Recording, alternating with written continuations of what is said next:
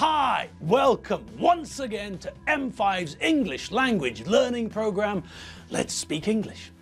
I'm Gav Duncan and I'm here on your TV screen to help you learn English.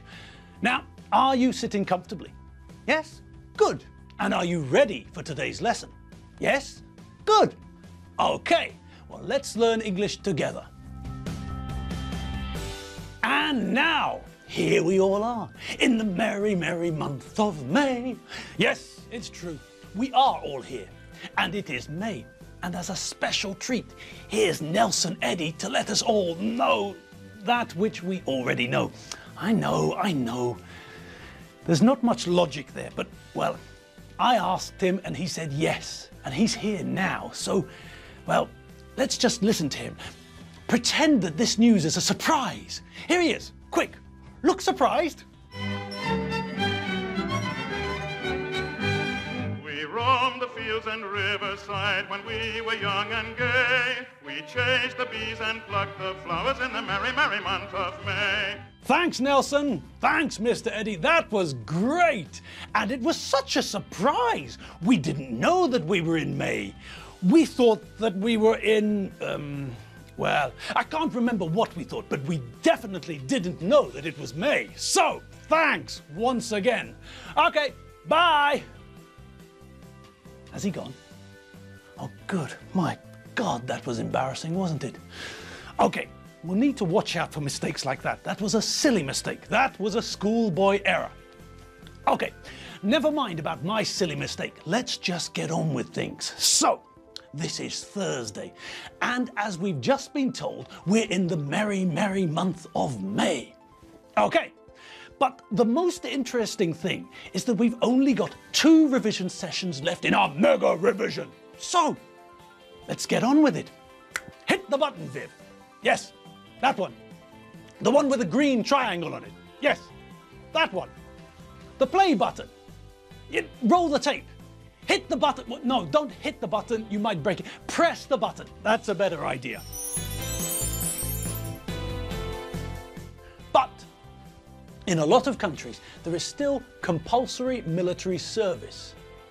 This means that the law states, the law says, according to the law, when someone reaches the age of 18, they have to join the armed forces. It could be the Army, the Navy, or the Air Force. That's not the important bit. But the law states, the law lays down, that when someone reaches the age of 18, they have to join the armed forces for a certain period of time. Now, in the UK and also in Hungary, there used to be compulsory military service.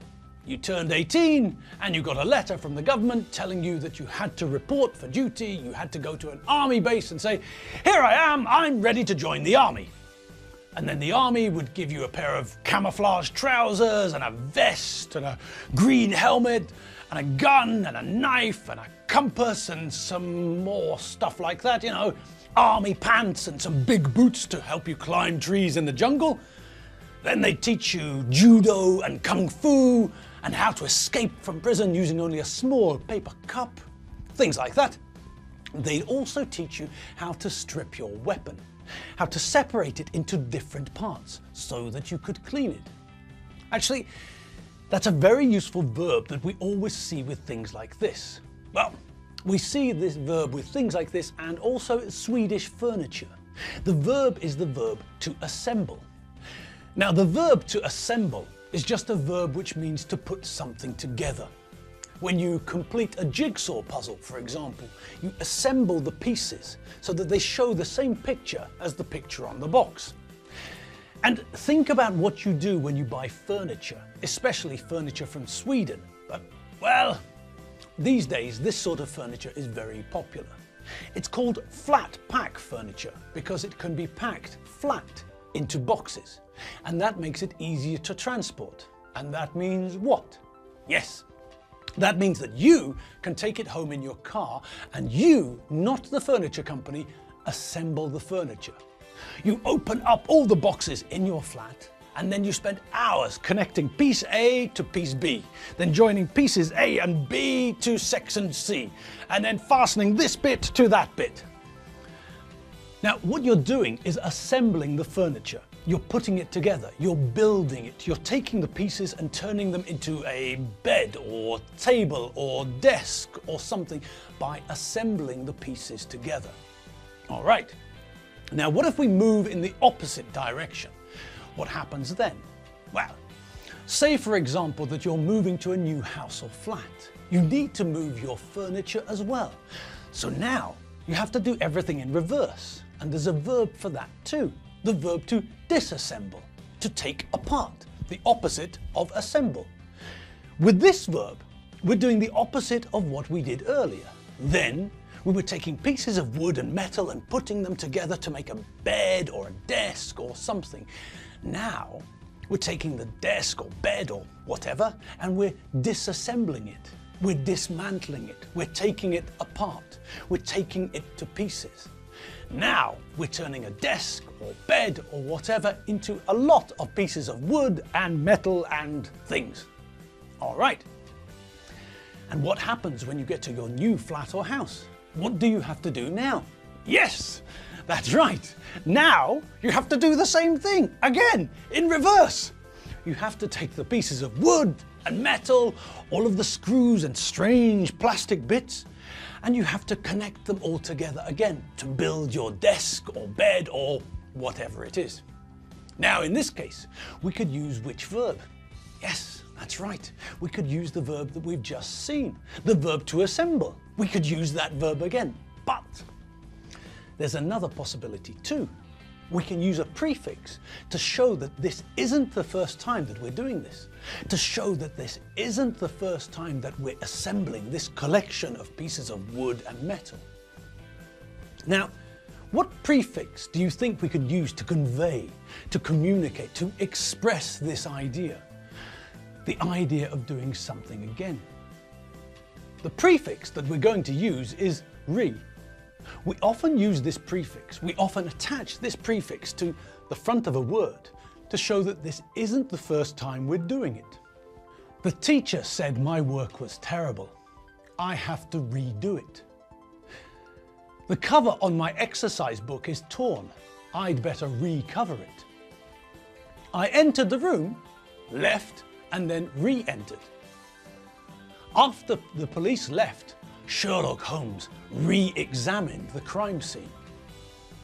If we go back to our furniture example, we're not assembling the piece of furniture. We're not doing it for the first time. We're reassembling it. We've done it before. This is just us doing it again. We're repeating the assembly process. We're reassembling the bed or desk or whatever. So, also in the army, while you're doing your compulsory military service, they teach you to strip your weapon. They teach you how to disassemble your gun.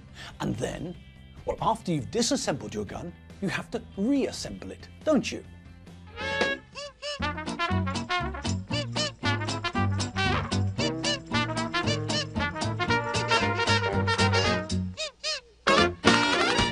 Hang on, how did we get here?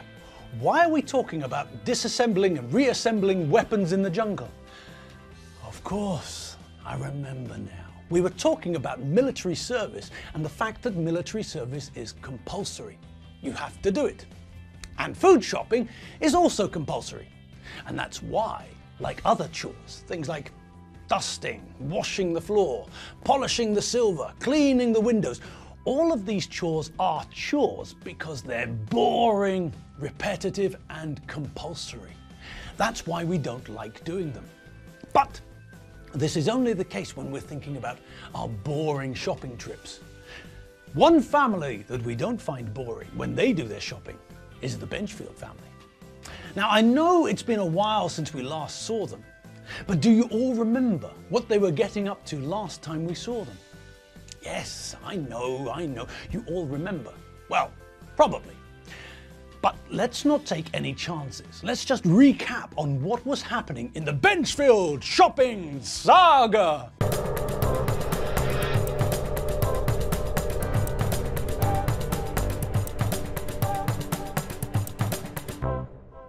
Now, the last time we saw the Benchfield family, well, almost all of the Benchfield family, because Mary wasn't with the rest of the family, was she? No. Mary had gone to visit her parents, and Alfredo and the kids were doing the shopping.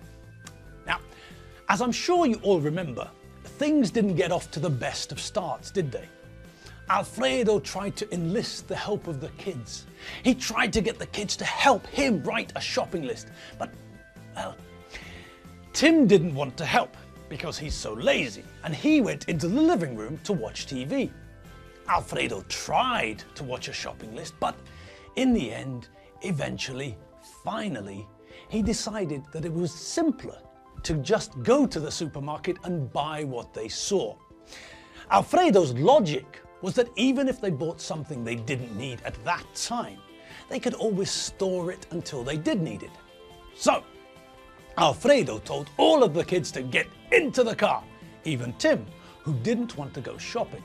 And when they were all in the car, they set off for the supermarket.